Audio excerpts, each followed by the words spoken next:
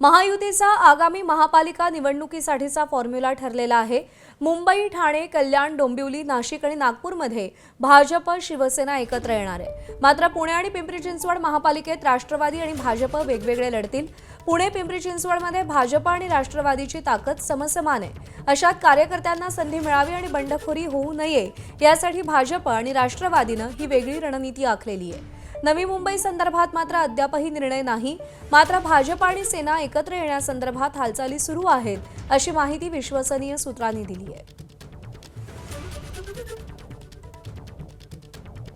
महानगरपालिका या महायुतीतच लढवायचा असा तीनही पक्षांचा सूर आहे, पण काही ठिकाणी वेगळी समीकरणं उदयाला येऊ शकतात। अभिषेक मुठाळ आपल्याला या सगळ्या संदर्भात अधिक अपडेट देईल। अभिषेक, आगामी महानगरपालिका निवडणुकांसाठी महायुतीचा फॉर्म्युला नेमका काय ठरतोय आणि कोणकोणत्या ठिकाणी काही वेगळी समीकरणं पाहायला मिळू शकतात?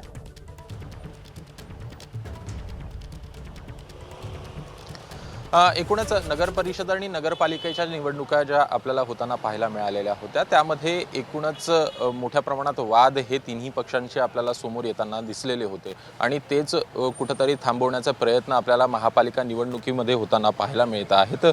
प्रामुख्याने जर का यामध्ये पाहायचं तर भाजप आणि शिवसेना यामध्ये दोघांमध्येही तिलजमाई झाल्याचं दिसतं आहे।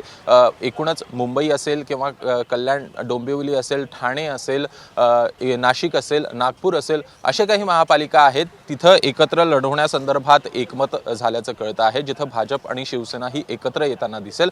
दुसरीकडे पुणे आणि पिंपरी चिंचवड ज्या महापालिका आहे तिथं मात्र राष्ट्रवादी आणि भाजप ह्या वेगवेगळ्या लढताना आपल्याला दिसतील।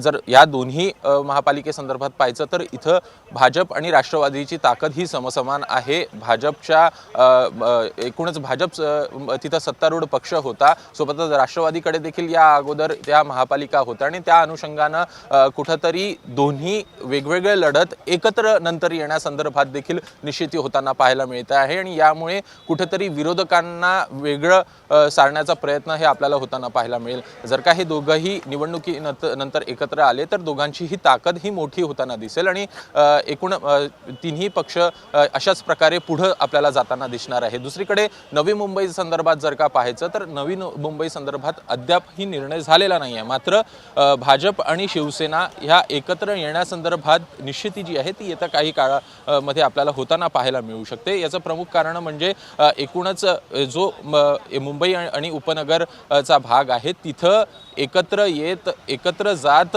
मोठी जी संधी आहे, विकास कामं असेल की पायाभूत सुविधा असेल ते वाढवण्यासंदर्भात प्रयत्न जे आहेत ते सरकारकडनं आपल्याला होताना पाहायला मिळत आहेत आणि त्याच अनुषंगाने नवी मुंबईसाठी देखील प्रयत्न आपल्याला होताना पाहायला मिळतील।